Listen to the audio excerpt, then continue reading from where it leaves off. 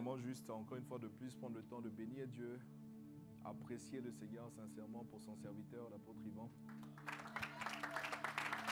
Alléluia.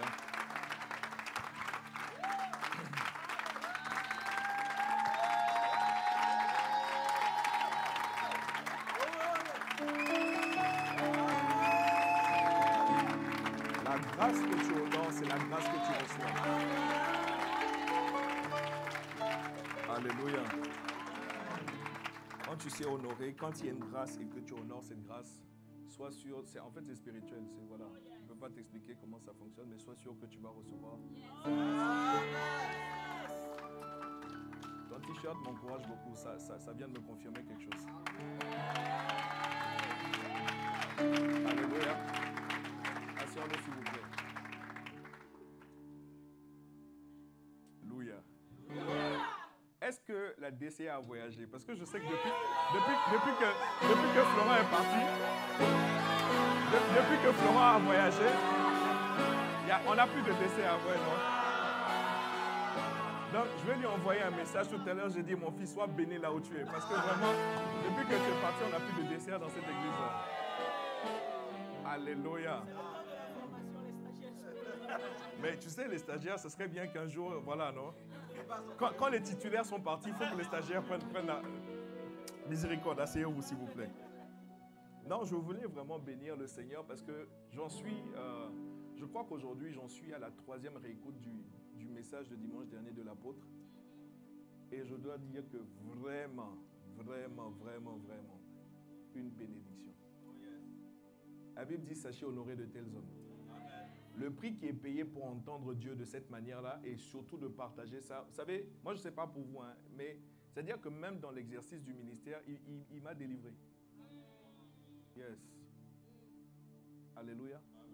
De la perception de ce que tu pensais être, c'est-à-dire le baromètre ou le repère que tu avais de qualifier, le fait de dire j'ai réussi ma vie ou pas. Si tu n'as pas écouté, vraiment je t'invite à écouter, c'est sur YouTube, sur notre chaîne ICC TV. Ici, tu es à Rouen et la recommandation, je te le dis toujours, tu dois aller sur YouTube. Il y a 2 chaînes. Laisse Poisson Fécond, tout ça là.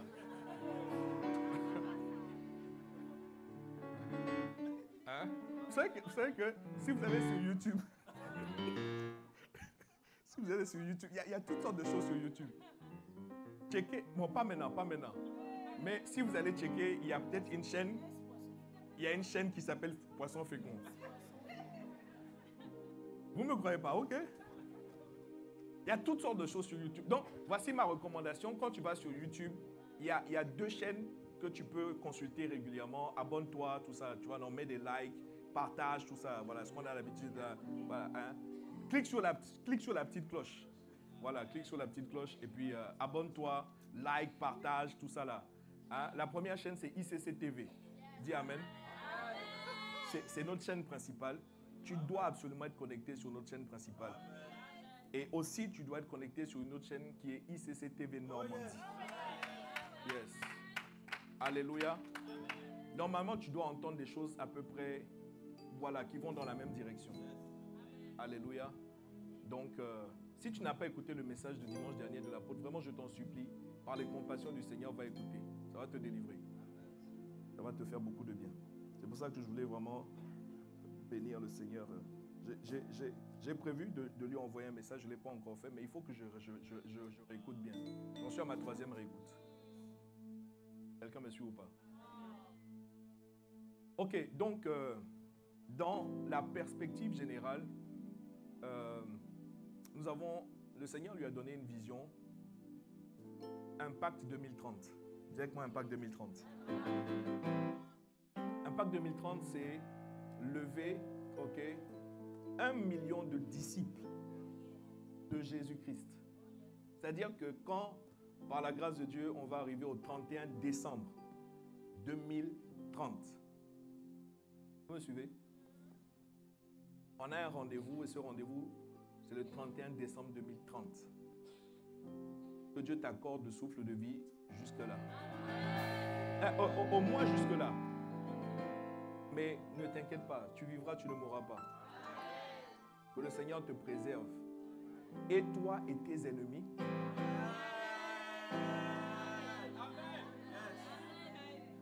Que le Seigneur te garde en vie, et toi et tes ennemis. Afin que tous puissent voir ce que Dieu est capable de faire. Alléluia. Donc, dans cette perspective, nous sommes beaucoup en train de parler de ce qu'on appelle le discipolat.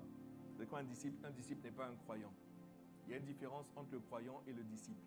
Ce n'est pas mon propos, donc permettez que je n'aille pas trop dans cette direction-là. Mais 1 million de disciples, des personnes qui sont engagées avec Jésus-Christ, pas juste des personnes qui vont à l'église le dimanche. Pas des chauffeurs de siège le dimanche. Quelqu'un me suit ou pas? Mais calme-toi, je ne parle pas de toi.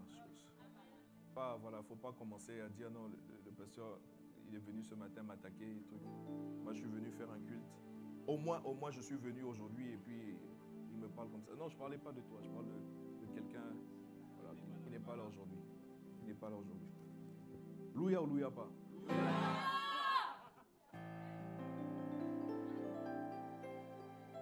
Ou bien vous êtes déjà rentré chez vous?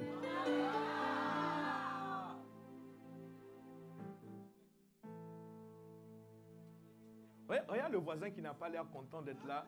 Et puis, le visage serré.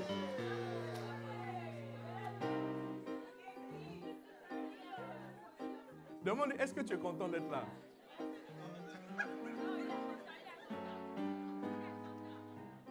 Donc, moi, je ne crois pas. Vous savez, non? Écoutez. Je crois qu'en fait, je crois qu'il y a des moments, c'est vrai, il faut être sérieux. Ouais, non, sérieux. Parce que Dieu est très sérieux, en fait. Dieu est très, très, très sérieux. Dieu, l'Église, la Bible, c'est très sérieux, en fait. It's all about the business. Ouais, non? C'est un business. Et vous savez que quand on parle de business, tout le monde est sérieux. Ayant dit cela, en tout cas, beaucoup de grandes entreprises aujourd'hui se battent pour qu'il y ait un bon climat. Je vois, non? C'est-à-dire quand les employés arrivent sur le lieu de travail, il faut que ça soit convivial, il faut que, voilà, il faut que ça soit friendly, il faut que ça soit bien. C'est-à-dire il faut qu'on se sente bien d'être là. Vous me suivez, non? C'est-à-dire, quelle est l'histoire de venir dans la maison de Dieu et puis c'est toi seul qui es sérieux au milieu de tout le monde? C'est-à-dire, donc, tu veux nous montrer qu'il n'y a que toi qui aimes Dieu, en fait.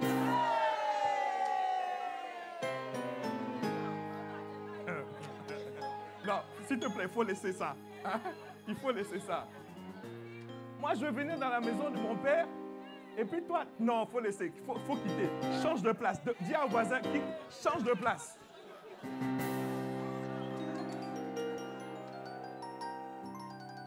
Il y a longtemps qu'on a compris, mon frère, que l'atmosphère, c'est-à-dire la capacité de Dieu de se déployer au milieu de son peuple, ne dépend pas que du pasteur.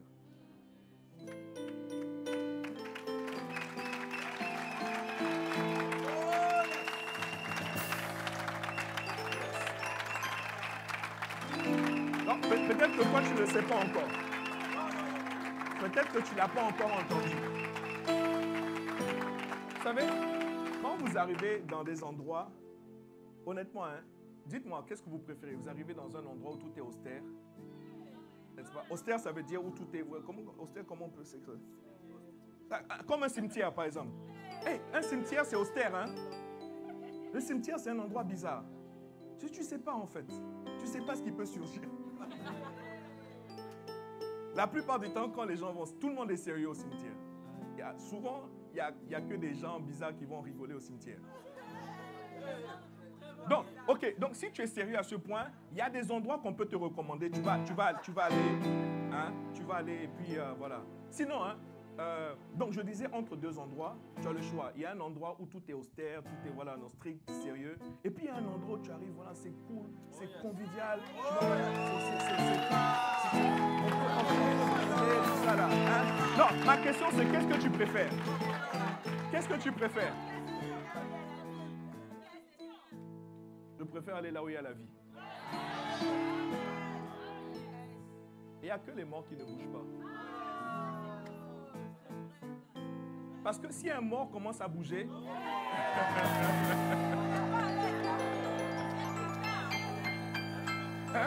on est d'accord, non? Si un mort commence à bouger, ça devient bizarre. Asseyez-vous, s'il vous plaît, asseyez-vous. Je ne sais pas comment on va terminer ce culte-là, mais... Sinon, on est très sérieux. Oh, si, on est très sérieux. Très sérieux avec le Seigneur, très engagé par la grâce de Dieu, avec le Seigneur Jésus. Mais ça ne veut pas dire que ton visage doit être austère. C'est pour ça que moi, je t'encourage toujours vraiment, offre un sourire. Vous savez, quand tu offres un sourire, quelqu'un va t'offrir un sourire. Normalement, c'est réciproque. Maintenant, si quelqu'un ne t'a pas offert de sourire, comprends que le voisin a vraiment vaut mieux le laisser. Alléluia. Ok. Dans la perspective de ce que l'apôtre a partagé, je faisais vraiment plein de recoupements dans mon esprit. Je dis, mais ce qu'il dit là, c'est trop fort. C'est trop fort. Mais la vérité, c'est que je ne peux pas arriver à ce qu'il dit et je n'ai pas appris à suivre. Je ne sais pas si vous me comprenez. Dieu veut te faire devenir. Est-ce que Dieu veut te faire devenir n'a rien à voir avec ce que toi tu penses en réalité. Mais les projets de Dieu pour toi sont les meilleurs projets. Donc, quand on parle de rêve, quand on parle de trucs, la semaine prochaine, il y aura un puissant séminaire.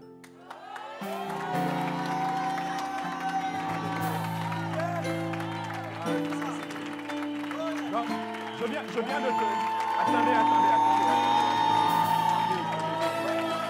Non, est-ce que je peux parler? Est-ce que je peux parler? Non, parce que si vous ne me laissez pas parler non plus, on ne va pas s'en sortir. Donc, est-ce que je peux parler? Je peux parler? Donc, je viens de faire les annonces de fin de culte. Donc, notre culte est terminé comme ça. Pour la première fois. Alléluia. Dans tout ce que j'ai dit, il y a déjà une parole pour toi. Donc, pourquoi tu veux une parole de plus? Alléluia. Alléluia. Asseyons-nous, s'il vous plaît. Pour ceux qui vont sortir en se disant, non, on n'a pas eu la parole aujourd'hui, il faut que je parle quand même un peu. Sinon, il y a longtemps que Dieu a commencé à agir. Hein. Il y a longtemps que Dieu a déjà commencé à te toucher même. Ouais, non. Parce que des fois, vous savez, il y a un homme qui était... C'était pendant 37 ans, non? Checkez-moi s'il vous plaît, j'ai un petit truc. Pendant 37 ans, il était malade et puis il était au bord d'une piscine. Et la Bible dit que de temps en temps, il y avait, Bethesda, voilà, il y avait un ange qui descendait dans la piscine.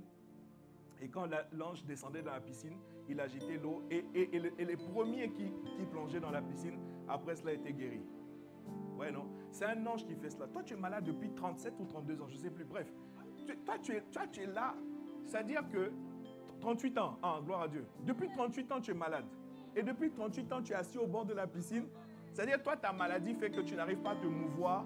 Et à chaque fois, il y a quelqu'un qui te dépasse, qui rentre dans la piscine avant toi.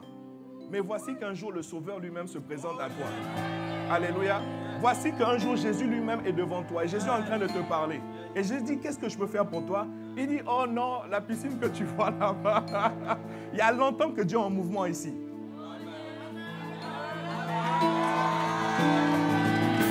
I'm telling you, il y a longtemps que Dieu est en mouvement. Toi, tu attends. Il dit, pasteur, on voit la puissante parole. Non, mon frère, il y a longtemps qu'il... Bon, bref. Acclame Dieu, on va avancer. Acclame Dieu, on va avancer. Alléluia.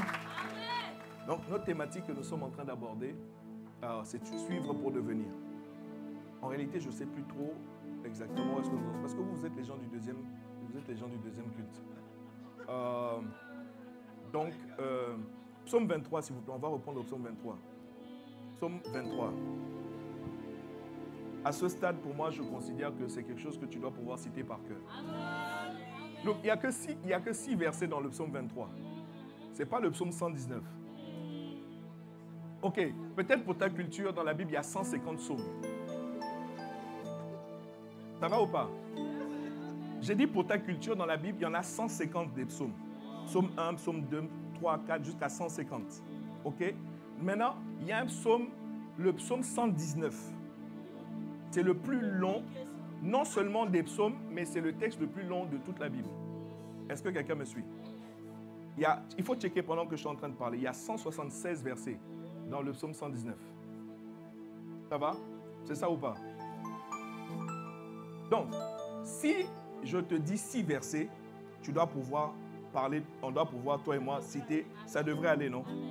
Pas les 176, mais les 6. On a laissé 170, on ne prend que 6. Est-ce que ça va?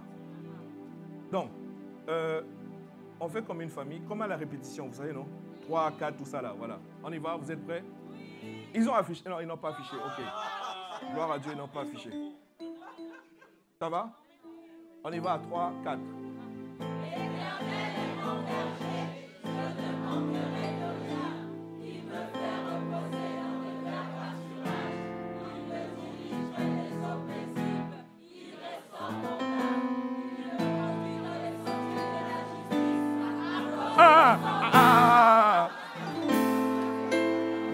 Ensuite, on y va?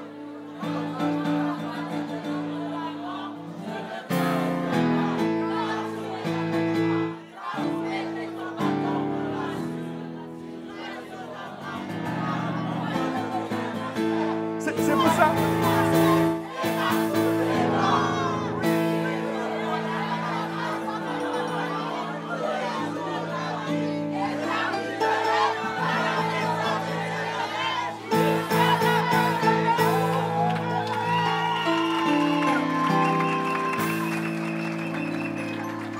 Reçois un pouce de Dieu. Reçois un pouce de Dieu. Psaume 23. Ça s'appelle le psaume du berger. Alléluia. Quand l'Éternel est mon berger, il commence par se dire, je ne manquerai de rien. La question que je me pose, toi qui t'inquiètes de tout, qui est ton berger?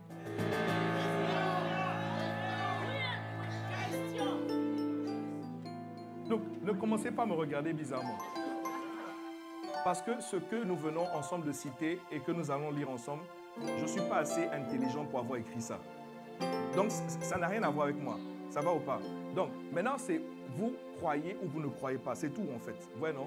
Donc, vous pouvez me fustiger, me menacer, m'aimer, ne pas m'aimer. Ça, c'est votre problème. Style, c'est ce qui est écrit dans les Écritures. Ouais, non?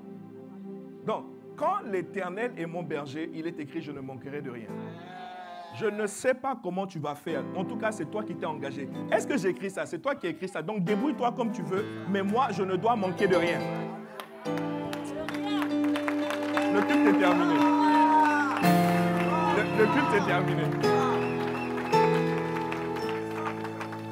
Nous sommes une génération de chrétiens où ce qui est écrit ne nous soulève plus.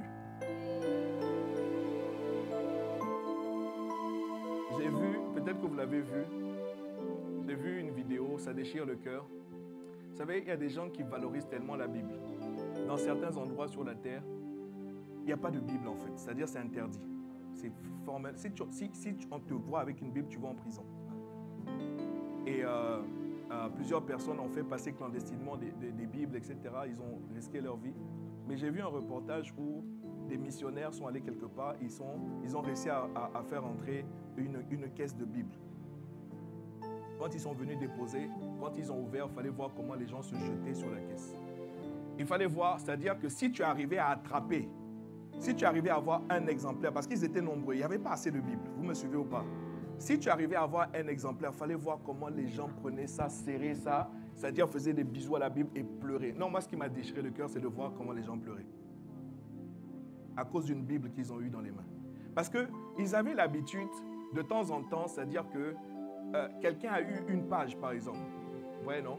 Et puis, quand tu as cette page-là, tu recopies à la main.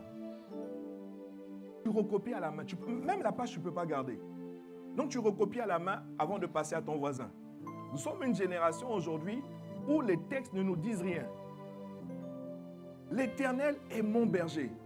Il est déclaré, je ne manquerai de rien. Quand vous lisez les psaumes, Seigneur est mon appui et ma forteresse, de qui aurais-je crainte? Mais toi, tu as peur de tout. Je me bats avec les enfants parce qu'il faut leur montrer ces choses-là. J'ai dit, mon fils, tu n'as peur de rien.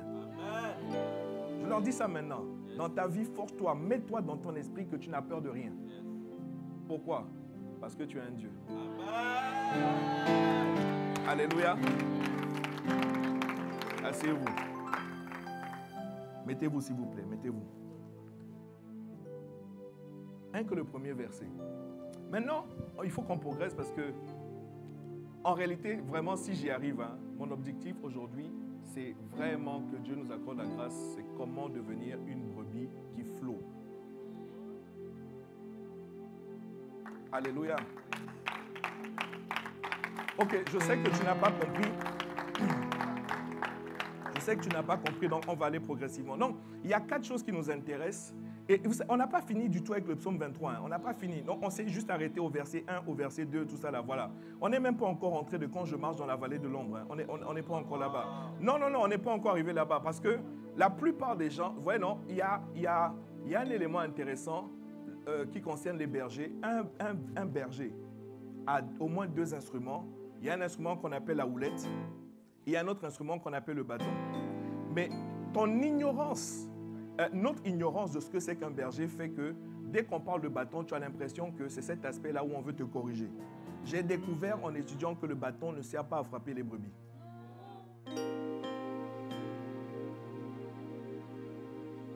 Non, tu vois, mais tu ne sais pas. L'ignorance et la peur font que quand tu as affaire à un berger, tu dis, oh, non, tu ne sais pas. Les gens sont convaincus que le pasteur, le berger, le responsable est là pour passer son temps à nous taper dessus, passer son temps à nous corriger, passer son temps à nous reprendre. Ça n'a rien à voir. Si on te reprend, on est dans la direction. On n'est pas dans le fait de te taper. Amen. Amen. Alléluia. Amen. Donc, au verset 2, l'Éternel est mon berger, je ne manquerai de rien. Verset 2, il dit, il me fait reposer dans le vert pâturage. Et ce que nous avons commencé à faire, c'est de voir les choses non pas de l'angle de vue du berger. Ce texte peut s'analyser de 2 manières, au moins de 2 manières. De l'angle de vue du berger, c'est-à-dire pour être un bon berger, si moi en tant que pasteur, je veux devenir un bon pasteur, il faut que je lise ce texte-là et je me dise, mais en fait, si je suis un berger, je dois faire reposer les brebis.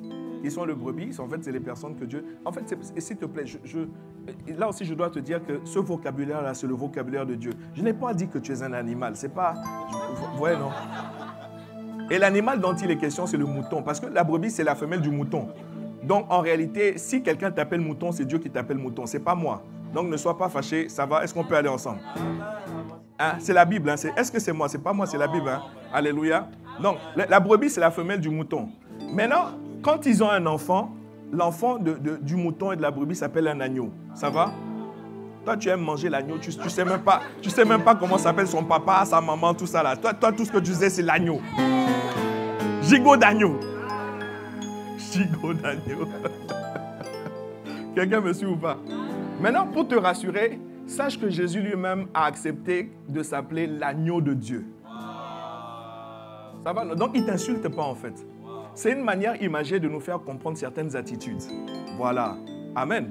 Donc, je disais que si je veux être un bon berger, il faut que je regarde dans ce texte-là et qu'est-ce que le berger est censé faire? Ça veut dire qu'un bon berger est censé faire reposer, n'est-ce pas? Il est censé diriger près des eaux paisibles. Donc, si je veux être un bon berger, c'est-à-dire je vais lire le texte, je dis, voilà ce qu'il faut que je fasse. Alléluia. Maintenant, ce texte-là, nous pouvons le lire aussi, cette fois-ci de l'angle de vue de la brebis, parce qu'ici, il y a 2 personnes, il y a 2 personnages. Amen. Il y a le berger et puis il y a la brebis. Donc, si on voit du côté du berger, il y a des choses à voir. Maintenant, de l'angle de vue de la brebis aussi, il y a des choses qu'on peut voir. Une des choses qu'on peut voir, c'est-à-dire que le berger veut me faire reposer. Ça veut dire qu'il faut que j'accepte de me laisser reposer, non? Oui ou non? Maintenant, force est de constater qu'il y a des brebis qui ne veulent pas se laisser reposer. On appelle Jésus, une autre appellation de Jésus, c'est le prince de paix. Donc, Jésus veut ton repos et ta paix. Je répète, Jésus veut que tu te reposes. Il dit, venez à moi, vous tous qui êtes fatigués et chargés, je vous donnerai du repos. Donc lui là, c'est-à-dire le bon berger, Jean 10, 10, lisez Jean 10, 10, vous allez comprendre. Il dit, le voleur ne vient que pour dérober, égorger, détruire. Mais moi, je suis venu pour que les brebis aient la vie et soient dans la bande. Je suis le bon berger. Alléluia. Donc le bon berger a pour vocation en tout cas de s'assurer pour que tu aies le repos. La paix, tu vois, non? La paix du cœur, la paix de l'âme. C'est-à-dire que tu sois débarrassé des angoisses, des détresses, que tu sois débarrassé du stress, que tu sois débarrassé de toutes ces choses-là qui t'apesantissent. Il faut que tu saches que c'est un objectif de Dieu. C'est une des manières de savoir que Dieu est avec toi, c'est lorsque tu as la paix. Tu dois prendre une décision. Oui, je te dis. Tu dois prendre une décision et tu ne sais pas trop dans quel sens aller. C'est-à-dire, si tu réfléchis dans tel sens, tu dis, je n'ai pas la paix. C'est-à-dire que tout a l'air bien. Hein. Le frère, là, il a l'air bien. Il s'appelle Aboubakar. Si tu veux.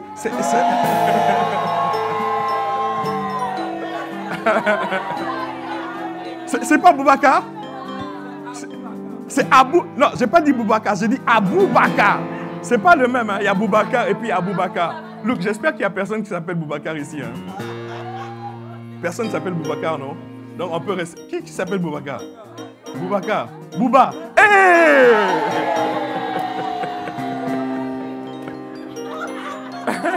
Non, on va prendre le frère Gontran. Gontran.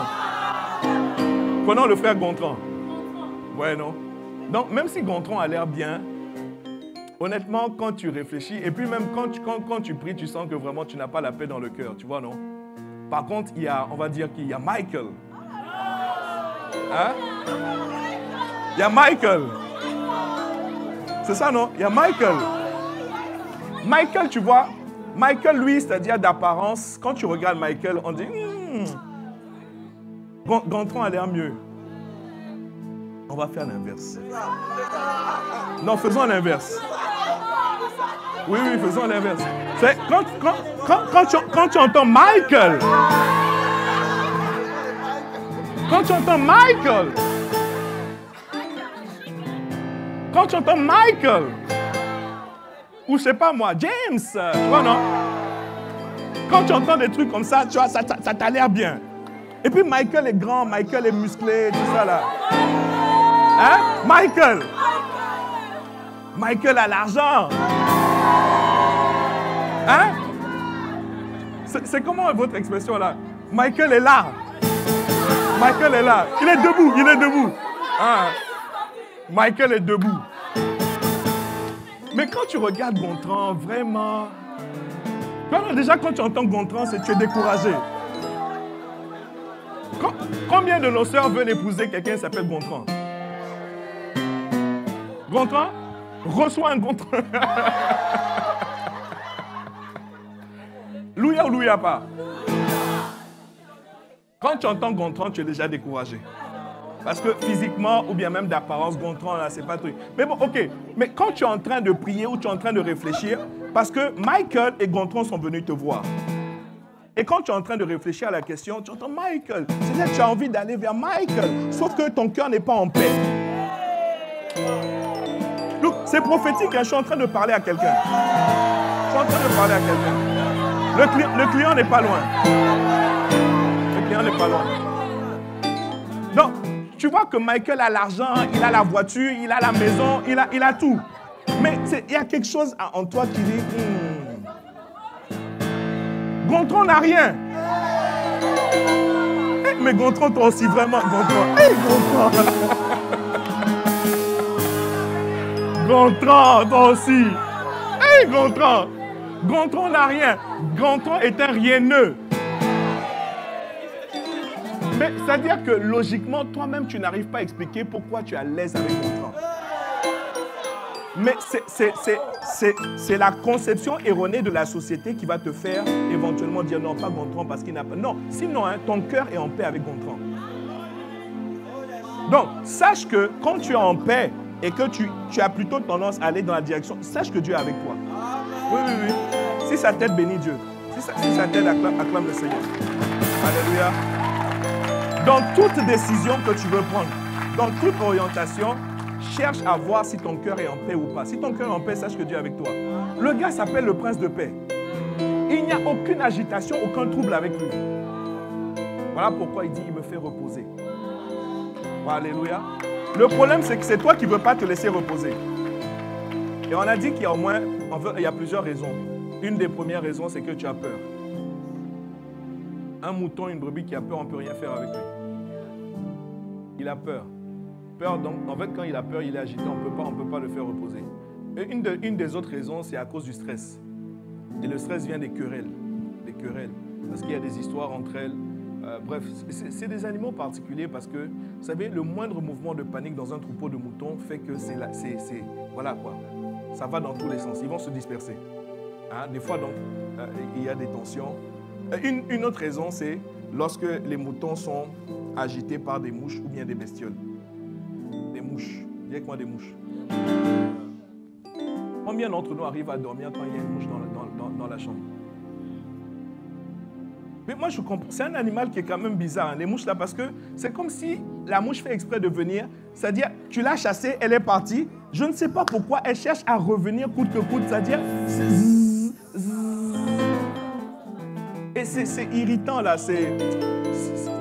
Tu as envie de devenir comme un fou. Tu prends un drap. Toi seul, on te voit maintenant en train d'agiter des trucs partout. Tout ça à cause d'une seule mouche. Hein. À cause d'une seule mouche. Tu sais, Jésus a plusieurs appellations dans la Bible. Prince de paix, soleil de justice, admirable conseiller, tout ça là. Et tout ce que Dieu fait, par exemple, quand tu dis que Dieu est bon, par conséquent, il faut savoir que l'ennemi est le contraire en fait. Voilà, quand tu dis que Dieu est bon, il faut savoir que Satan est mauvais. Voilà, donc en fait, c'est pas compliqué. Si tu veux savoir qui est qui fait quoi, regarde juste ce qui émane. Dieu est bon, ça veut dire que Satan est mauvais. Alléluia. Maintenant, quand Jésus a plusieurs appellations, Satan aussi a plusieurs appellations. On l'appelle le diable, Lucifer, bref. Maintenant, il y a une appellation de Satan qui est Belzébul. Belzébul. Il faut checker dans la Bible, c'est Belzébul. Belzébul veut dire un prince des mouches. Vous êtes là ou bien vous n'avez pas lu la Bible? Demande à un voisin, est-ce que toi tu as lu la Bible? Donc, regarde que quand je te parle de mouches, ce n'est pas si anodin que ça. Certains sont agités par des démons de l'enfer. Impossible de les faire se reposer. C'est impossible. Parce que chaque 5 minutes, il y a une mouche qui passe par là. À certains égards, ce que vous appelez des tiques ou des tocs là. Bon, bref, ne me laissez pas aller là-bas. Donc, sinon, quelqu'un risque d'être découragé, truc là. Mais il y a des gens qui sont vraiment agités. Hein. Ce sont des mouches spirituelles qu'on appelle des démons. Le chef s'appelle Belzébul. Ça va ou pas? Bref, aujourd'hui, je voudrais aller. Il faut absolument que nous puissions comprendre que pour que la brebis accepte de se laisser reposer, pour que la brebis accepte de se laisser diriger, pour que la brebis accepte qu'on restaure son âme, pour que la brebis accepte de se laisser conduire dans les sentiers de la justice, il lui faut un type de cœur, parce que tout part du cœur. Alléluia. Je répète, tout part du cœur. Vous n'êtes pas sans connaître le proverbe. Ok, proverbe 4, verset 23. Ça va? On arrive bientôt à la fin de l'année. Vous avez remarqué que nous sommes déjà... Il y a 2 jours, on a commencé septembre. Et nous sommes déjà dans la dernière dizaine. La fin de l'année arrive bientôt. Et nous nous préparons par la grâce de Dieu. Tu verras 2026. Amen. Au nom de Jésus. Maintenant, comme depuis le 1er janvier jusqu'à maintenant, tu n'as pas trop lu. Donc c'est pour ça que je te donne pour que tu fasses un peu de révision avant qu'on arrive à la fin de l'année. Parce que si la fin de l'année arrive et que vraiment aucune parole n'est rentrée, de la Bible n'est rentrée en toi, c'est pas bon. Dis à un voisin, c'est pas bon. Non, c'est vraiment pas bon. Alléluia. Donc, Proverbe 4, verset 23 dit, garde ton cœur plus que tout. Plus que quoi? Plus que quoi? Je ne sais pas ce que tu gardes d'habitude. C'est-à-dire, garder, ça veut dire ce qui est précieux pour toi. Amen. Ce que tu protèges. Je ne sais pas ce que toi tu protèges. Peut-être que tu protèges tes bijoux. Peut-être que tu protèges, je ne sais pas. Peut-être que tu protèges Michael, tu vois, non? Voilà, peut-être que tu es en train de protéger Michael. Je ne sais pas ce que tu... Voilà. Mais en réalité, l'indication biblique, c'est de garder le cœur parce que de lui viennent les sources de la vie. Est-ce que vous êtes là? C'est-à-dire tout ce qui sort de ta... Tout ce que tu vas devenir dans la vie, tout ce que tu vas faire dans la vie, tout ce que tu vas obtenir de la vie dépend de ton cœur.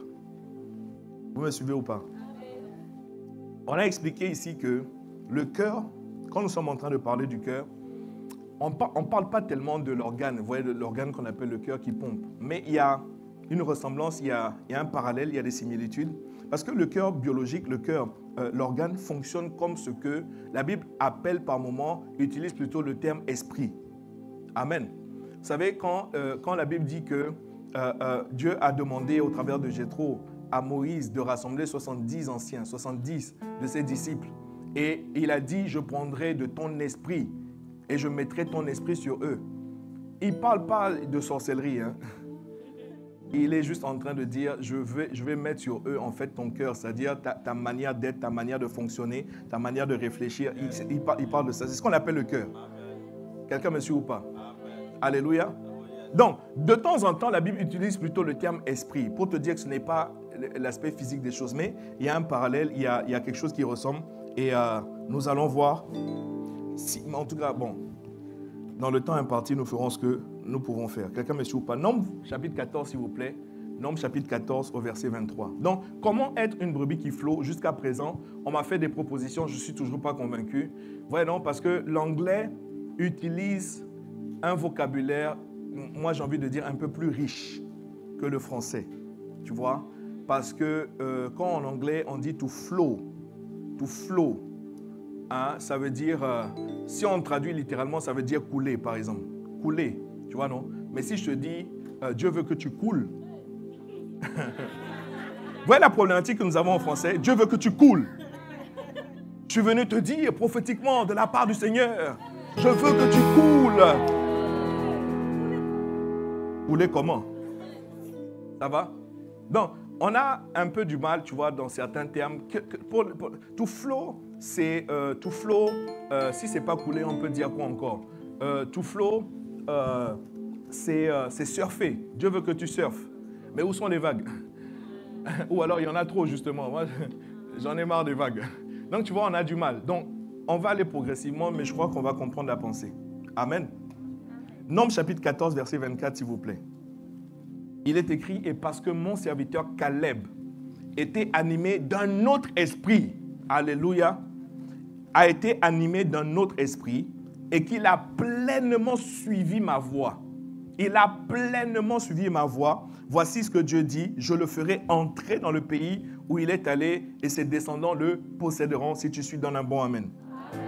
Ici, rapidement pour te remettre le contexte, Moïse qui a dirigé le peuple depuis l'Égypte, traversé le désert, au moment où ils sont quasiment sur le point de rentrer à Canaan, qu'on appelle la terre promise, la dimension où Dieu veut t'amener, Jésus a dit, je suis venu pour que les brebis aient la vie et soient dans l'abondance. Ce qu'on appelle Canaan, c'est une dimension de la vie. La vie de Dieu qu'on appelle Zoé. Alléluia. Cette vie-là n'est pas le jour où tu vas mourir, où tu iras au ciel. C'est faux, archi faux. Parce que quand Jésus te demande de prier, il dit, donne-nous aujourd'hui notre pain de ce jour. Ça veut dire que c'est aujourd'hui, n'est-ce pas? Et avant ça, il a dit, que ta volonté soit faite, où ça? Au ciel comme au ciel. C'est pas ça? C'est pas au ciel comme au ciel? C'est quoi alors? Où ça? Ça veut dire qu'il y a une dimension de la vie de Dieu que tu peux vivre sur la terre. Ça veut dire qu'il y a une dimension de la vie de Dieu que tu peux vivre sur la terre. Tu sais, écoute, quand ils sont arrivés à Canaan, ils ont vu des fruits là-bas. Et parmi les fruits qu'ils ont vus, ils ont vu des grappes de raisin. Ça tombe bien, c'est la saison, n'est-ce pas? Actuellement, c'est les vendanges, tout ça. Donc, tu vas voir plein de raisins dans les étalages. Bref. Donc, ils ont ramené, la Bible dit, une grappe de raisin, une seule grappe de raisin, tellement grosse, tellement gigantesque qu'ils étaient obligés de la porter à deux. Tu vois, ils ont pris une espèce de tronc d'arbre, là, de bâton, ils ont mis la grappe dessus, et puis il y avait un devant, un derrière. Ça, ce sont les fruits qu'ils ont trouvés là-bas, à Canaan. Vous me suivez ou pas? Écoute, il y a une dimension de vie à laquelle Dieu t'amène là. Dieu a des projets pour toi. Il a prévu des choses pour toi, frère. La dimension de ce que l'œil n'a point vu. La dimension de ce que l'oreille n'a point entendu. C'est-à-dire des choses, hein. C'est-à-dire non, ça ne peut pas sortir de l'imagination d'un homme. Tes propres parents ne peuvent pas imaginer qu'un jour tu vas devenir ça. Est-ce que quelqu'un me suit? Je dois te faire une parenthèse extrêmement importante. Dans le royaume de Dieu, il y a deux aspects. Ce que je viens de te dire s'appelle la royauté. Et la plupart des gens veulent la royauté. Et c'est pour ça que je dis que s'il vous plaît, réécoutez bien le message de l'apôtre. La royauté, c'est je règne. Et tu dois régner dans tel ou tel domaine. Dans les 7 sphères, qu'on appelle les 7 sphères d'influence, la politique, l'économie, l'éducation, les médias, etc. Tu dois régner dans un domaine ou dans un autre. Tu dois régner. Amen. Maintenant, il y a un autre aspect qu'on appelle la sacrificature. La sacrificature touche, c'est-à-dire à ton attachement à Dieu. Quelqu'un me suit ou pas? C'est-à-dire que tu es attaché à Dieu. Et quels que soient les biens, les richesses, quelle que soit la gloire de ce monde, tu n'es pas perturbé. Satan se présente un jour devant Jésus et dit, tu sais, tous les royaumes, il n'a pas utilisé n'importe quel terme. Hein. Il dit, tous les royaumes de la terre m'ont été donnés. Prosterne-toi seulement et je vais te donner une partie. Tu sais, toute élévation n'est pas une élévation divine. Dans l'aspect royauté, là, on parle d'élévation. On parle de quelqu'un qui est sorti du Lesotho pour devenir premier ministre aux USA. On parle, c'est-à-dire, c'est dans ton parcours humain, dans quel rêve sauvage tu as imaginé que toi, tu vas devenir ce que Dieu t'appelle à devenir? Dans tes rêves les plus sauvages, c'est-à-dire que ça ne peut même pas te passer. Ce rêve-là ne peut même pas... C'est toi-même, est-ce que... Voilà. Au fait, il y a un puissant séminaire la semaine prochaine. Ça commence jeudi. Jeudi, on est là. Vendredi, on est là.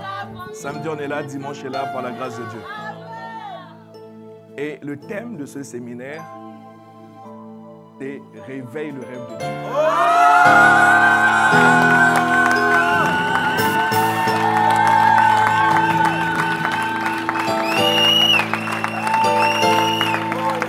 Réveille le rêve de Dieu. Donc, parce que Dieu a mis en toi un rêve. Non, ne me laissez pas commencer. Ne me laisse pas commencer. Non, mais écoute, réveille le rêve de Dieu. C'est-à-dire avec ce qu'on appelle la vérité présente. C'est pas ce que tu as entendu il y a quelques années en arrière. C'est réveille le rêve de Dieu avec la vérité présente. Alléluia. Asseyez-vous s'il vous plaît. Il y a un rêve en toi. C'est impossible qu'il en soit autrement, sinon tu n'es pas un être humain. Tu sais, Dieu a mis un rêve même dans des non-croyants.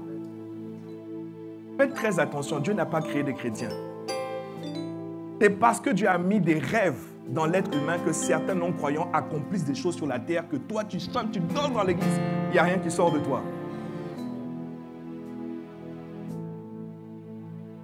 Vous êtes là, vous êtes fâchés, vous êtes... On peut s'arrêter là. Hein?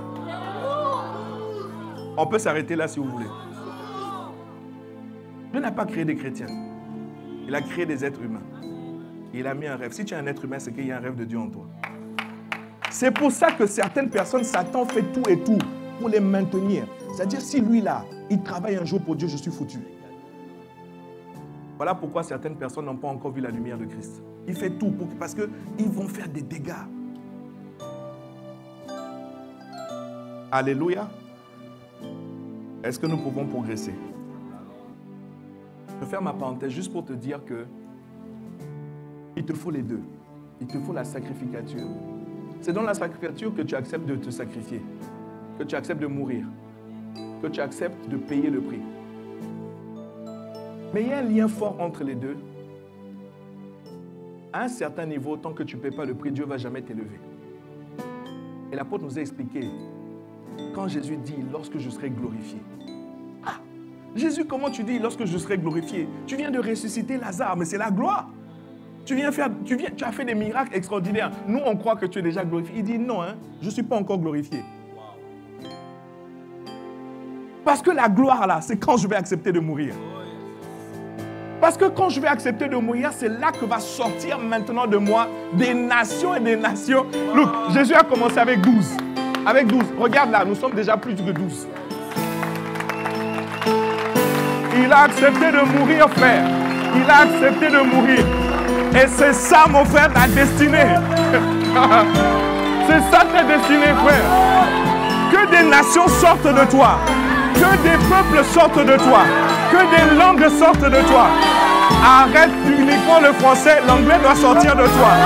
Mon frère, le japonais doit sortir de toi.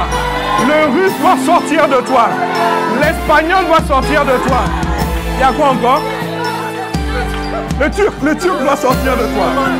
Le mandarin doit sortir de toi. Le quoi? L'arabe doit sortir de toi. Actuellement, ça se passe à Dubaï. Hey, mettez les enfants, il faut qu'ils apprennent l'arabe. C'est ça.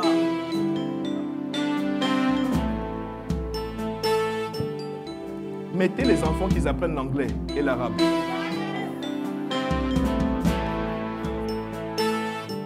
Mon cher parent, je te demande juste de te souvenir de moi un jour.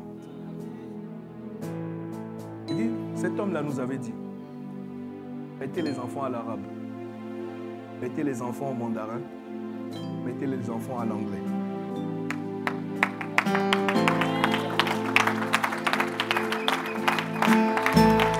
Je ferme ma parenthèse, permettez qu'on puisse progresser.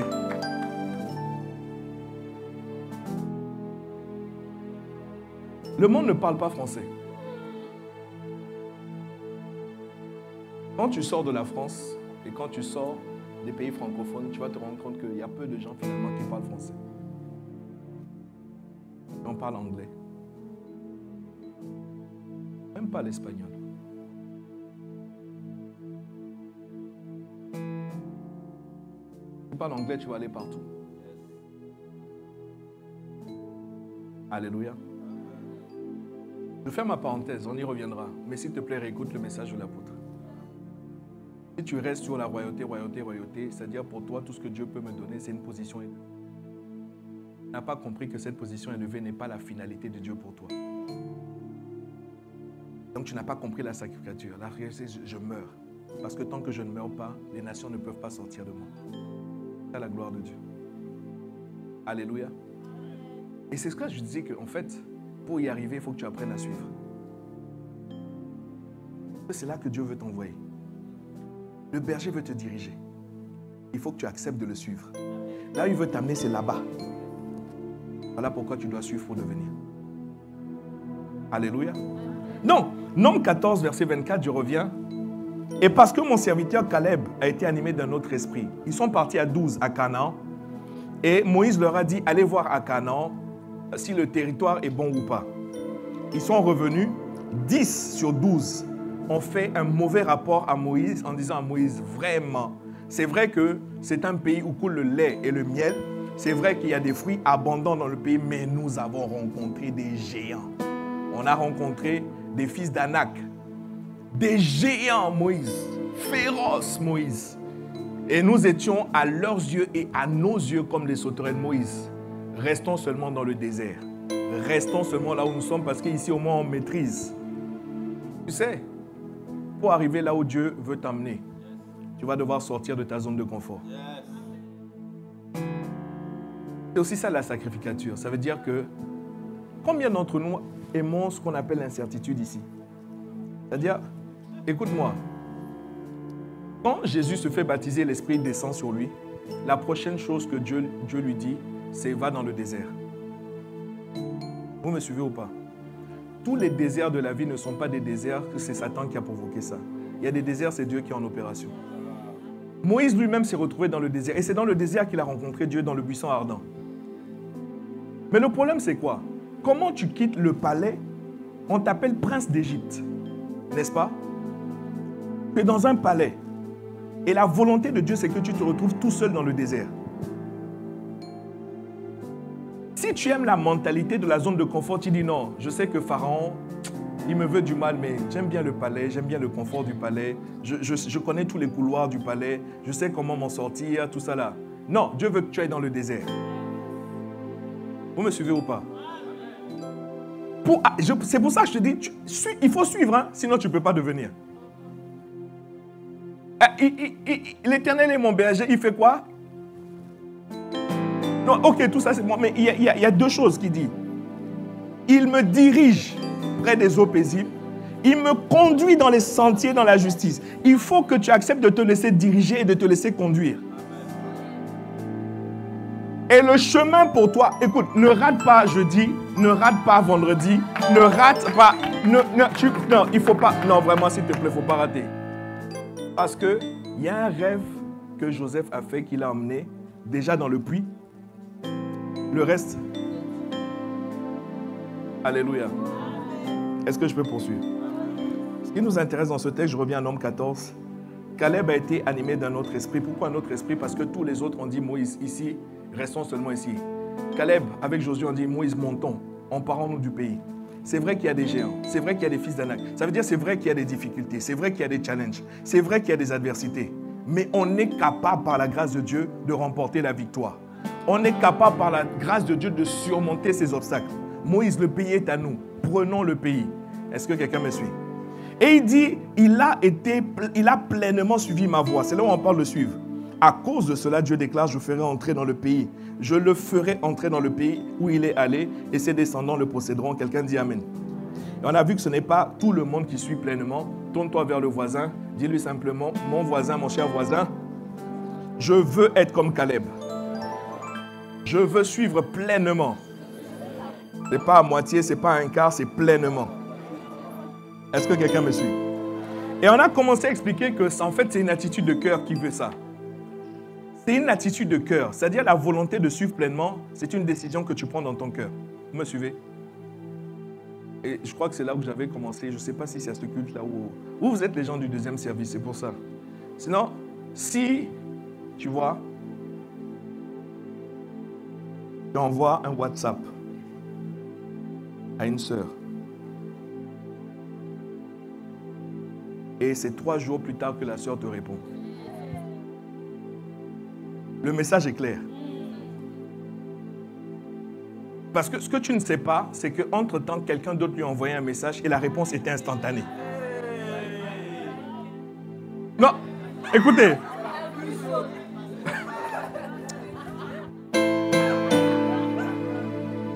C'est que la sœur a considéré que toi, on peut voir ça après. Mais Michael, on doit voir ça maintenant. Toi, tu es Gontran. Gontran, on va voir ça après. Michael, il faut que je réagisse vite. Donc, je suis très regardant de la manière dont les gens répondent aux messages que je leur envoie.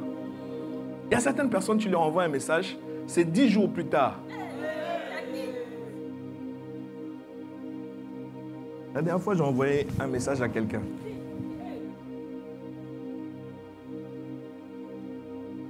Tu sais, moi, je suis quelqu'un.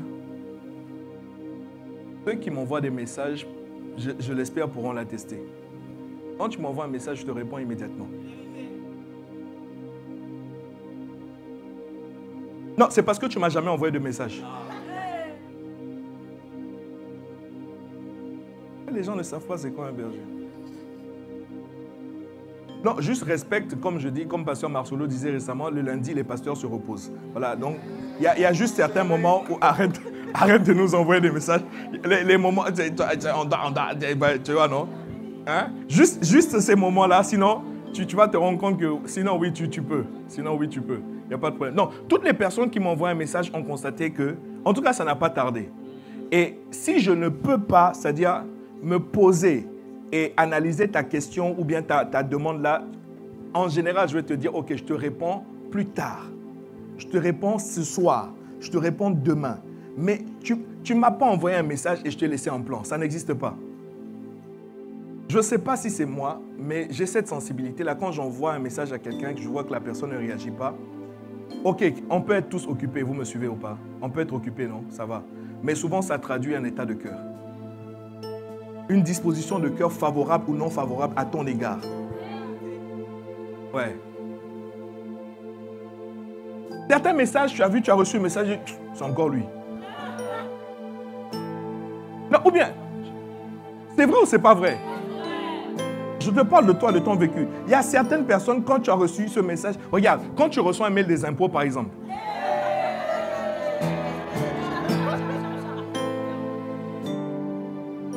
Hein?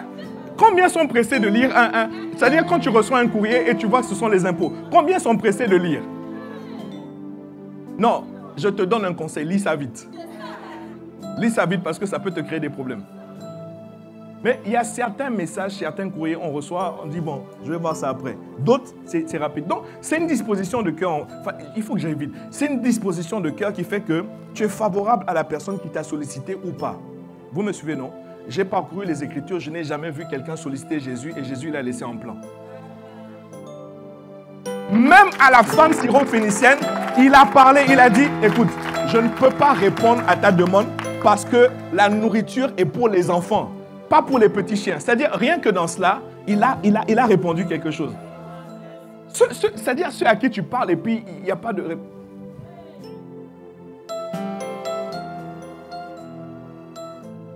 Une attitude de cœur. Non, c'est pour ça qu'on va parler un peu de cœur. Le temps ne va pas nous permettre, mais bon, on va quand même commencer. Alléluia, vous êtes là? Et j'avais expliqué que pour que tu puisses me toucher, il faut que tu touches mon cœur. Tant que tu ne touches pas mon cœur, c'est impossible. En fait, tu ne m'as pas touché.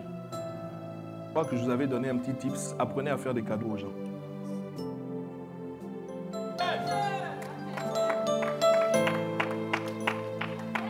Par exemple, bon, je le fais toujours, hein. Je le fais toujours. Mais je sais que ce n'est pas un bouquet de fleurs qui va toucher ma femme.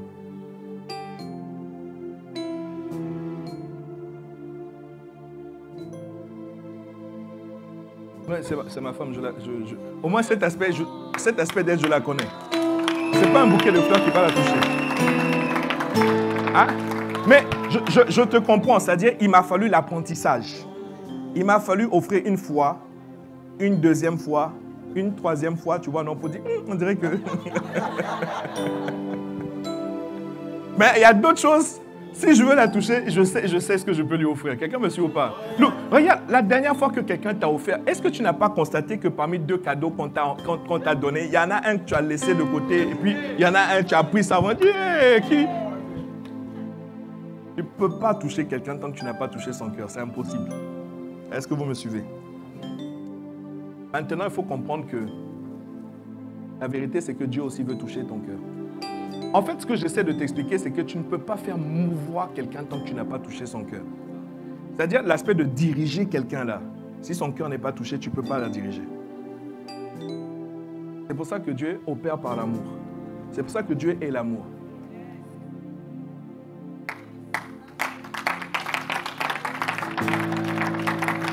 Alléluia. Maintenant, mon objectif, c'est de conduire cette brebis. Elle doit se laisser diriger. Mais pour qu'elle se laisse diriger, il faut que son cœur soit touché. Comment faire alors pour que son cœur soit touché?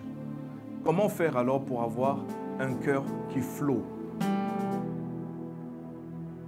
Alléluia. Le cœur, ce que la Bible appelle le cœur, fonctionne comme le cœur biologique. Et on a expliqué que ce qui rentre dans le cœur, c'est ce qui va ressortir en fait.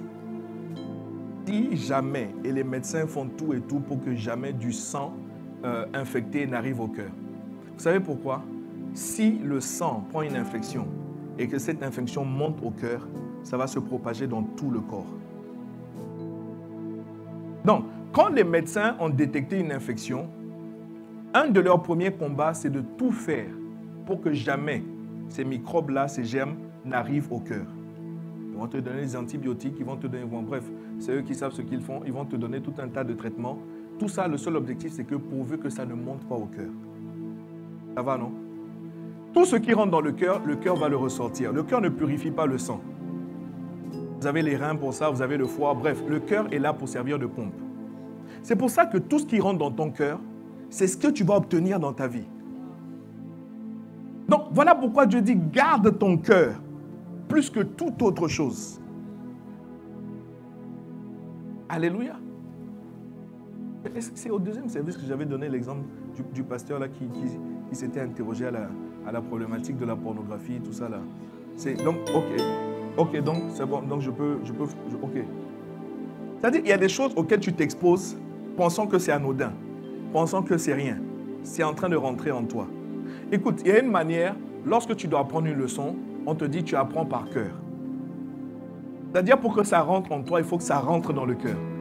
Tant que ça ne rentre pas dans le cœur, ce n'est pas rentré en toi. C'est pour ça qu'on dit apprendre par cœur. Vous me suivez ou pas? Vous me suivez ou pas? Dites-moi le cœur. Le cœur est trop important. Trop important. Il y a un examen médical qu'on fait qu'on appelle l'ECG.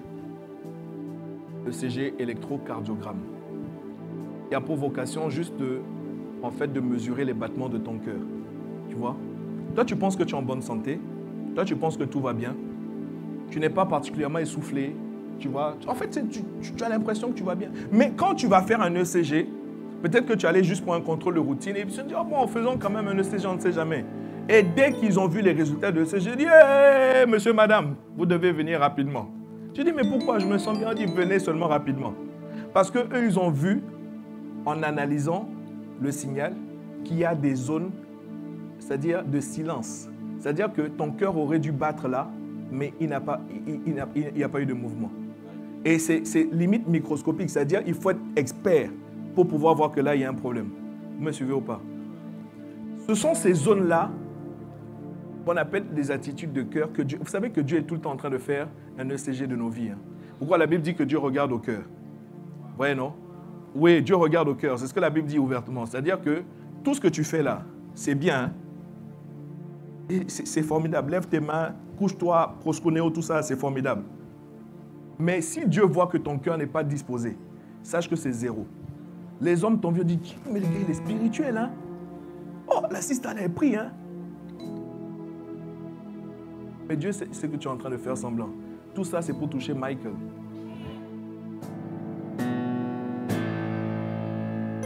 Tout ça, c'est pour que Michael voit que, ah, disons, la sœur, elle a l'air spirituelle, hein? Quelqu'un me suit ou pas? Non, regarde un peu ce que Dieu dit concernant le cœur de l'homme. Jérémie 17, verset 9. Pour que ça soit clair pour nous tous, la dernière fois, je pense que je disais, il n'y a rien de bon en toi. Il n'y a rien de bon en moi. Rien, si ce n'est la grâce de Dieu. Et c'est un sujet de prière. Regarde ce que Jérémie 17, verset 9, il est écrit, le cœur est tortueux. Tortueux, ça veut dire il est tordu. Tu vois? C'est-à-dire, il n'y a rien de droit dans le cœur. Méchant par-dessus tout, mais avant d'arriver à méchant, il est d'abord tortueux. En fait, c'est parce que le cœur est tortueux que tu dis à quelqu'un A, il entend Z. Tu as dit A, non? Mais pourquoi lui, il entend Z? Parce que le cœur est tortueux. C'est tout, hein? Non, aujourd'hui, il ne faut pas chercher de midi à 14h. Tu sais, quand tu as dit à quelqu'un quelque chose, une fois, ça peut passer 2 fois, 3 fois, mais vraiment, quand ça devient une répétition, tu sais, à un moment donné, quelqu'un a dit, une erreur que tu as, c'est-à-dire une erreur que tu reproduis constamment n'est plus une erreur, c'est une décision. Là, tu ne peux plus dire, non, j'ai fait une erreur. Non, c'est une décision. Tu as décidé de te comporter comme ça. C'est une attitude de cœur. Ça va, non? Donc, arrête de dire, non, je n'ai pas fait exprès. Oh, je demande pardon. J'ai encore fait une erreur. Le cœur qui est tortueux. Méchant par-dessus tout. Non. Si par défaut, le cœur de l'homme, ça c'est l'homme déchu, hein, après la chute, après que Adam ait péché, tout ça, le cœur est devenu comme ça. Mais comment est-ce qu'on me dit de suivre? Comment je vais faire pour suivre? Donc ça veut dire que ce n'est pas tout le monde qui suit. La Bible dit que Caleb a suivi pleinement. Il a eu un esprit, un autre esprit. Donc ça veut dire que ce n'est pas ce qui court. Notre problématique, c'est comment devenir une brebis qui flotte.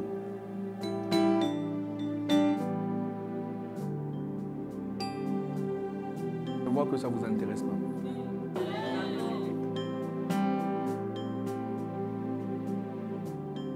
Quelqu'un, j'entends la pensée de quelqu'un dit, laisse-moi seulement garder mon cœur tortueux. Laisse-moi rester. Tu sais? Non, écoute.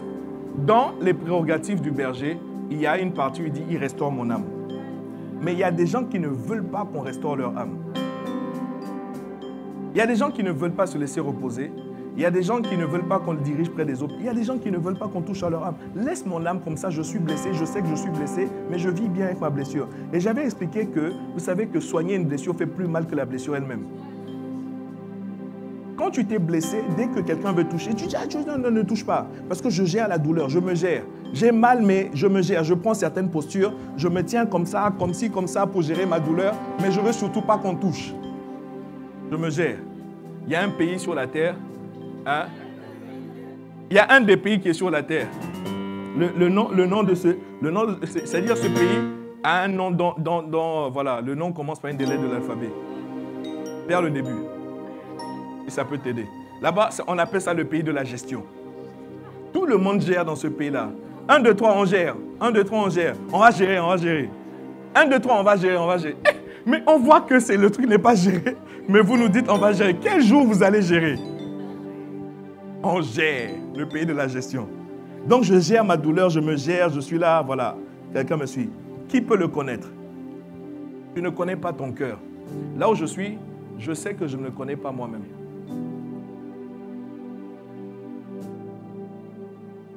Oh, je vous demande pardon. La pensée vient de me venir. Je vous demande pardon. Vous êtes bien, c'est pour ça. J'ai réalisé tout d'un coup qu'il y avait Voilà, parce que moi, je suis arrivé à la conclusion que je ne me connaissais pas. Mais comme vous vous connaissez, donc laissez-moi, je vais aller partager mon message avec ceux qui ne se connaissent pas, hein, ceux qui reconnaissent, qui ne se connaissent pas. La Bible dit, qui peut le connaître? Qui peut le connaître, ça veut dire que lui-même ne connaît pas son cœur. Donc, un jour, si on vient te déposer une mallette d'argent, tu as vu, non? Tu as vu? Hein? On vient te déposer une mallette d'argent. Il y a des millions dedans. À toi de déterminer combien de millions il y a dedans. Mais toi et moi, on est d'accord qu'un seul déjà, c'est pas mal. Hein? Et je n'ai pas dit de CFA. 1 million d'euros ou 1 million de US dollars. Hein? Ou de livres sterling, livres sterling. Livres sterling. On vient te déposer 1 million de livres sterling dans une malle comme ça. Est-ce que tu vas continuer à être respectueux? Est-ce que tu vas continuer à être poli? Est-ce que tu vas continuer à être poli?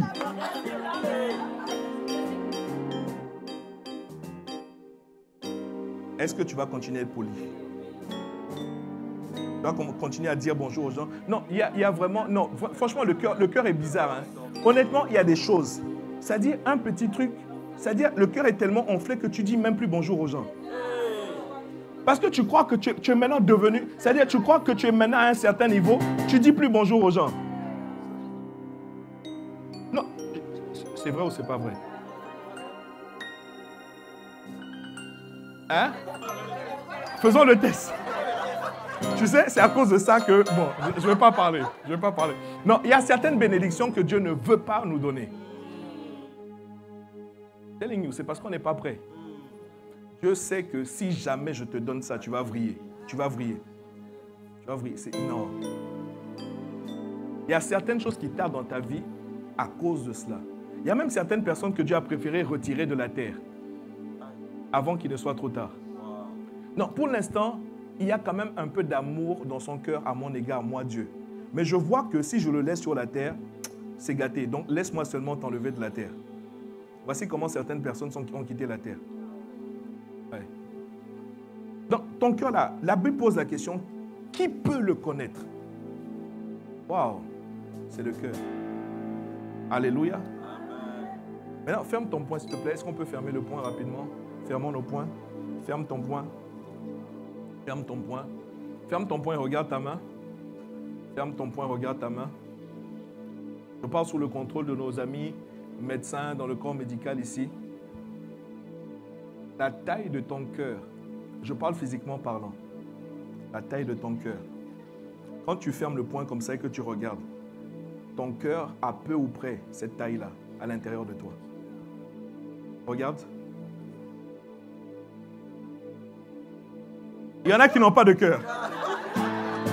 Tous ceux, c'est-à-dire que tous ceux, on donne une instruction, mais ils ne veulent pas faire là. Tu vois, non? Je vous ai dit, il faut... Ah, ok. Certains, c'est tout petit, n'est-ce pas? Un petit cœur. Tu vois, non? Un peu comme ça. Ça, c'est ce qu'on appelle un petit cœur. Tu veux faire? Tu vois, non? On connaît, tu vois, non? On fait comme ça, tout ça là. Maintenant... Tiny heart. Ouais, non? Non, quel que soit ce que tu as vu, c'est-à-dire ton cœur là, c'est-à-dire l'organe qui est à l'intérieur de toi a approximativement cette taille-là. Vous me suivez ou pas? Alléluia. Écoutez, Dieu est fort. Amen. Dieu est fort. Quand j'ai appris ça, j'ai attrapé ma tête. J'ai attrapé ma tête. Pourquoi? Parce que Dieu veut te montrer de cette manière que, c'est-à-dire que l'œuvre de tes mains dépend de la taille de ton cœur. Il n'a pas compris. Il n'a pas compris. C'est-à-dire que tu peux devenir aussi grand. Tu peux obtenir aussi grand. Tu peux accomplir aussi grand que la taille de ton cœur. Certaines personnes, tu n'obtiens pas grand-chose, tu ne deviens pas quelque chose parce que ton cœur est étriqué, ton cœur est trop petit, ton cœur n'est pas assez grand. Mon frère, tu dois porter des nations, tu dois transporter des nations, mais ton cœur est tout petit, ton cœur est fermé, ton cœur n'est pas grand. Donc l'œuvre de tes mains est petit, l'œuvre de tes mains est trop petit à cause de la taille de ton cœur. Vous savez, dans le livre de Romains, la Bible dit que les perfections invisibles de Dieu. Dans ces perfections, je ne sais plus comment il le dit, mais sont visibles comme à l'œil nu. C'est-à-dire que quand tu étudies la création de Dieu, tu vas voir la grandeur de Dieu. Comment Dieu dit, hey, c'est de l'abondance du cœur que la bouche parle. Mais il n'y a pas que parler. Tout ce que tu fais dans la vie dépend de ton cœur. C'est pour ça qu'il est tout le temps en train de checker ton cœur. Il voit ces moments, des pauses, de silence. Le psalmiste dit, tu sais quand je me lève, tu sais quand je m'assois. Dieu sait quand tu es motivé, quand tu n'es pas. Il le sait. Dieu sait quand tu es bien disposé, il sait quand tu n'es pas bien disposé. Arrête de faire ton cinéma, arrête d'essayer de montrer aux gens que tu es spirituel. Arrête de faire... Non, Dieu sait, Dieu a vu depuis longtemps. Dieu a vu. Il faut arrêter ça, Dieu a vu. Alléluia. Est-ce que je peux progresser? Donc, plus ton cœur flot, pour revenir à notre sujet, plus ton cœur flot, plus tu peux être utile à Dieu. Parce que je répète, hein, Dieu aussi lui veut toucher ton cœur. Il sait que tant qu'il ne touche pas ton cœur, il ne peut pas te diriger. Impossible. Vous savez qu'il y a des choses qui sont impossibles à Dieu?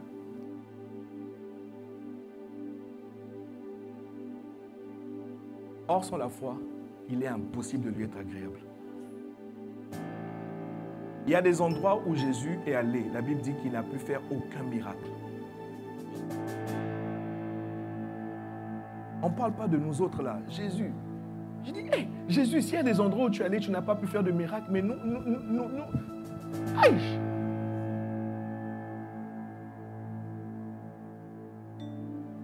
Pourquoi est-ce qu'il n'a pas pu faire du miracle? À cause de l'incrédulité de leur cœur. Alléluia. Amen. Donc, notre problématique, c'est comment devenir une brebis qui flot. C'est juste une histoire de cœur. Amen. Je vais donner, je pourrais, d'ailleurs même, mon temps est fini depuis, je viens de réaliser. Personne ne m'a rien dit. Non, mon temps est fini, je ne peux pas. Non, je ne peux pas. Mon temps est terminé. Mon temps est terminé. Revenez au 4e culte. Mais ne manquez pas le séminaire vraiment de la semaine prochaine. Ne manquez pas le séminaire de la semaine prochaine.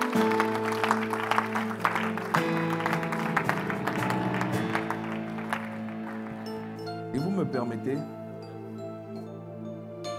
je voudrais aborder ne serait-ce que le premier point, le plus rapidement possible. Amen. Tu dois développer un cœur volontaire. Un cœur volontaire, c'est-à-dire tu fais les choses avec ta volonté. Beaucoup de gens font les choses par contrainte. Beaucoup de gens font des choses pour plaire à d'autres, ou bien, en tout cas, ce n'est pas leur volonté qui est engagée. Ok, Exode chapitre 25, verset 2, s'il vous plaît, à l'affichage. Parle aux enfants d'Israël qu'ils m'apportent une offrande. Vous la recevrez pour moi de tout homme qui la fera de bon cœur. Ok, qui la fera de bon cœur. Ça veut dire quoi? Ça veut dire qu'on peut faire une offrande de mauvais cœur. Hein? Oui ou non?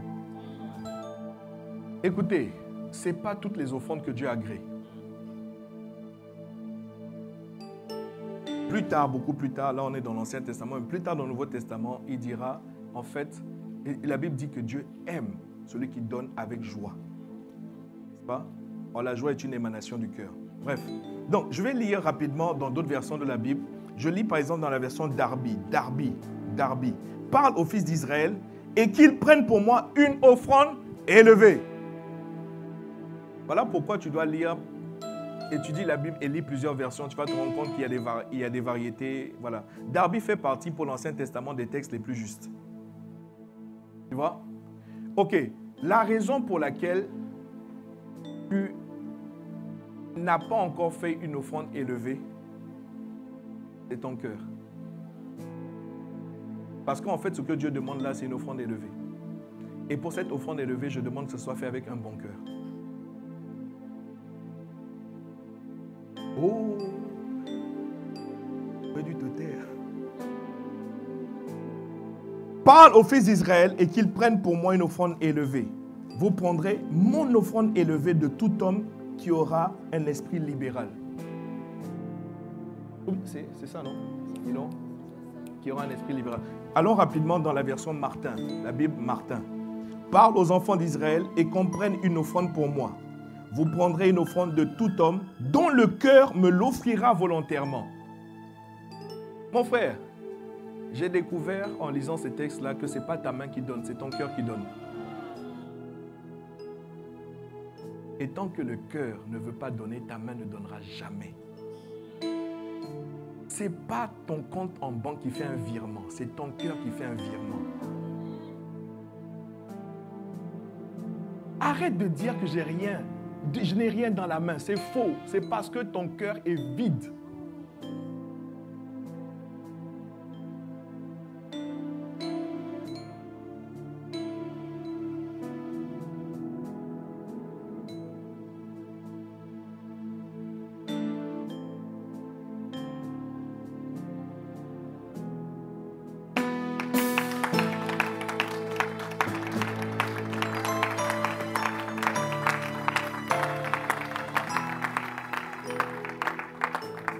Osterwald parle aux enfants d'Israël et qu'ils prennent une offrande pour moi.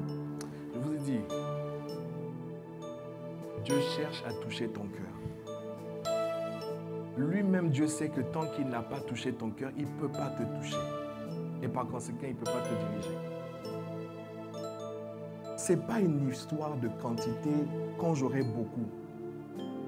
Avec ce que tu as aujourd'hui, si tu n'as pas appris à donner à Dieu, ça veut définitivement dire que ton cœur n'est pas... Vous savez que la Bible dit non, ne me laissez pas aller là-bas parce que là où est ton cœur, c'est ton cœur, ce n'est pas ta main qui ne veut pas donner, c'est ton cœur qui ne veut pas donner. C'est ton cœur. Osterwald dit, parle aux enfants d'Israël et qu'ils prennent une offrande pour moi. Vous recevrez mon offrande de tout homme que son cœur y disposera. Donc, comprends que Abel et Caïn ont fait une offrande tous les deux. Dieu a dit, j'ai agréé l'offrande d'Abel, j'ai rejeté celle de Caïn. Ils ont fait une offrande tous les deux, oui. Mais il y a un, Dieu n'a pas agréé. À cause de quoi? De l'attitude du cœur. Dieu check dans l'électrocardiogramme toutes les fois où ton cœur aurait dû battre pour lui, mais n'a pas battu. Pasteur Marion, je vous expliquais comment est-ce qu'à Lighthouse, ils font les offrandes. C'est vrai que le bishop d'Arc, en tout cas quand c'est lui, il peut facilement prendre 1 heure. Juste pour... Et son objectif, c'est que même si c'est 1 centime, dirons-nous, que tu dois donner, donne-le quand même. Pourquoi? Il veut juste entraîner ton cœur à apprendre à donner à Dieu. Rien à voir avec le montant. Et pour preuve, allons s'il vous plaît rapidement, j'ai promis d'être rapide. Marc 12, versets 41 à 44. Magnifique texte de l'Écriture dans les évangiles. Un jour, affichez le texte, on va aller rapidement. Alléluia.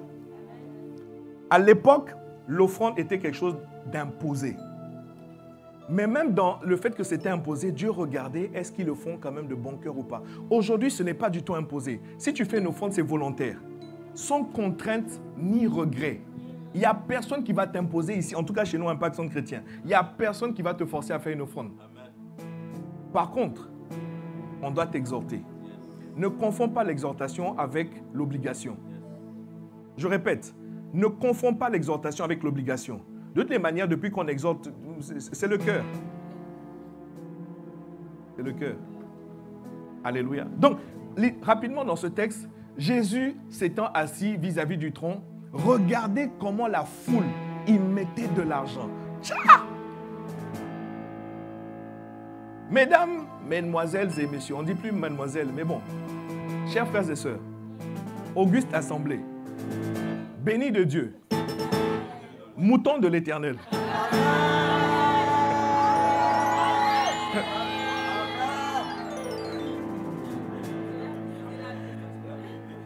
Un dimanche matin, Jésus est arrivé à l'église. Pasteur Jésus est arrivé. Vous savez quoi? Son seul objectif de tout le culte qui a démarré à 11h30 jusqu'à il est 14h maintenant. Son seul objectif, c'était de regarder comment vous donnez. C'est-à-dire qu'il est venu pour ça. Je ne sais pas si vous me comprenez. Ce jour-là, Jésus est arrivé dans le temps juste pour... C'est-à-dire qu'il il regarde Sa seule activité, c'est de regarder comment les gens donnent. Et plus tard, il explique que plusieurs riches mettaient beaucoup. Mon frère, ça n'a rien à voir avec la quantité. C'est d'abord le cœur. Parce que si ton cœur n'a pas appris à donner petit, ce n'est pas quand tu auras grand que tu vas donner. C'est faux. C'est une séduction et toi-même, tu sais que tu es en train de mentir. Toi-même, tu le sais. Aujourd'hui, tu es petit, tu ne veux pas donner. Tu penses que demain, non, laisse ça. Maintenant, regardez, ce jour-là, Jésus est venu au culte uniquement pour regarder comment les gens donnaient. Pasteur Jésus. Et quand le culte a commencé, toi, tu as commencé à chanter. Tu es là, ô Saint-Esprit. Et toi, dans ta pensée, c'est qu'il vient pour te toucher. Dans ta pensée, il vient pour te guérir. Dans ta pensée, il vient pour te restaurer. Dans ta pensée, il vient pour te faire du bien. Non, ce jour-là, le seul objectif pour lequel Dieu est descendu dans l'assemblée, c'est pour voir comment tu donnes. C'est juste pour... Hé, frère, tu blagues ou quoi?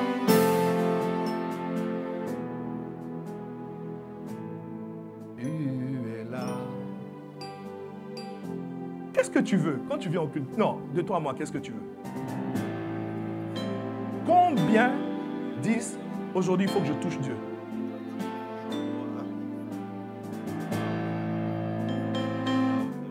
Ce jour-là, Jésus est venu.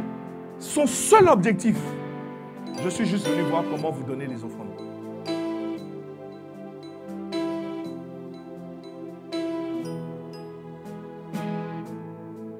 Maintenant, laisse-moi t'expliquer. Celui dont il est dit, l'or et l'argent lui appartiennent. Regarde la manière dont toi tu es très regardant vis-à-vis de ton argent.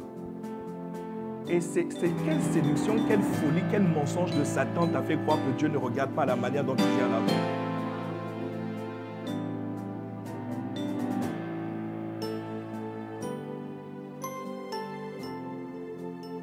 Il est venu juste pour ça. Est-ce que ce jour-là, il a enseigné? Est-ce que ce jour-là, il a prié pour quelqu'un? Est-ce que ce jour-là, il a guéri quelqu'un? Il est venu, il est assis, il regarde juste. Il est juste venu pour regarder. Maintenant, écoute. Quel était l'objectif de Jésus ce jour-là? Il n'était pas intéressé en réalité par les grosses sommes que les riches donnaient. Parce que pour eux, c'était du superflu. J'ai dit tout à l'heure, un jour, il y a un frère qui me devait de l'argent. Je vais essayer de te faire comprendre quelque chose. Il y a un frère qui me devait de l'argent. Et ça lui a mis vraiment beaucoup de temps pour me restituer mon argent. Vous me suivez, non? Ça lui a pris du temps. Et la manière dont il m'a remis mon argent m'a un peu dérangé. Pourquoi? Parce que ce jour-là, il est venu avec une grosse liasse de billets. Une grosse liasse de billets. Il a commencé à compter devant moi. Quand il est arrivé à la somme qui me devait, il procède, il dit, tiens, voilà ton argent.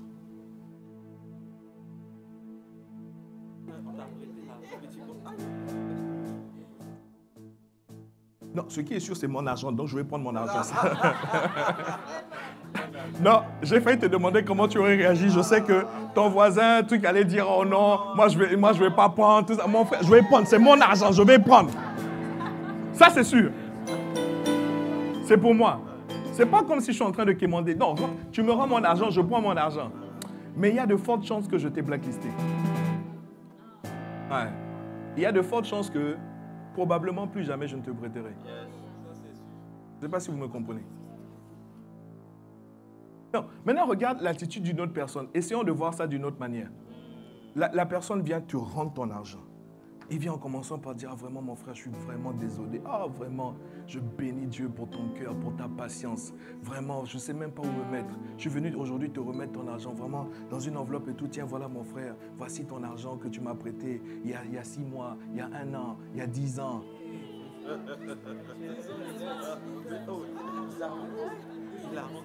Ok, de quelle manière aurez-vous souhaité qu'on vous remette votre argent?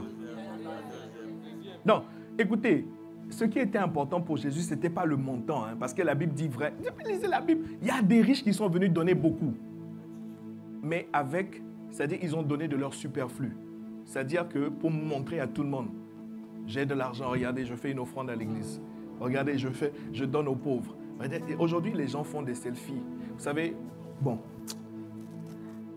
c'est pas tout le temps qu'il faut médiatiser quand tu as fait une bonne action.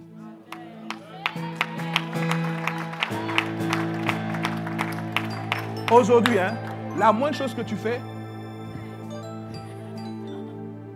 filmez. Est-ce que vous filmez bien? Tu as même fait un script avant de remettre. Tu as même fait un script. Il faut arrêter ça. Ce que Jésus a reproché aux gens, c'est qu'ils ont donné de leur superflu. Mais cette femme-là, cette veuve, elle a donné un petit sou. Et Jésus a loué cette femme. Regardez, il vient aussi une pauvre veuve. Elle y mit 2 petites pièces, faisant un quart de sou. Une autre fois, on va te donner les équivalences. Mon temps est compté, il faut que j'aille vite. C'était rien. Donne la suite, s'il te plaît. Regardez, Jésus va appeler ses disciples. Alors Jésus, ayant appelé ses disciples, leur dit, je vous le dis en vérité, cette pauvre veuve a donné plus qu'aucun de ceux qui a mis dans le tronc. Jésus, tu parles de quoi? Il va expliquer pourquoi. Après les 2 points, il dit quoi? Car tous ont mis de leur superflu. Mais elle a mis de son nécessaire. Je te dis que pour que tu donnes de ton nécessaire, c'est parce que ton cœur est engagé. Sinon, c'est impossible que tu donnes.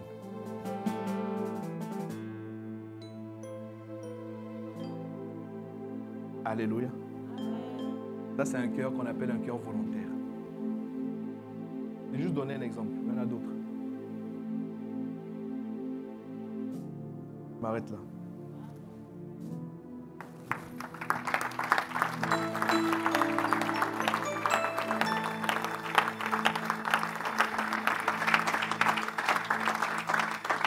Commence à prier. Commence à élever ta voix. Crions à Dieu, demandons de l'aide. Demandons de l'aide. Qui peut le connaître? Je crois être de bonne disposition. Je crois faire de bonnes choses. Mais Dieu seul le sait. Voici ma prière, Seigneur. Aide-moi à être aligné. Aide-moi à être ajusté. Aligne mes pas. S'il te plaît, de manière à ce que rien de ce que je fais, de ce que je dis, rien de ce que je suis, ne soit en déphasage par rapport à ta volonté.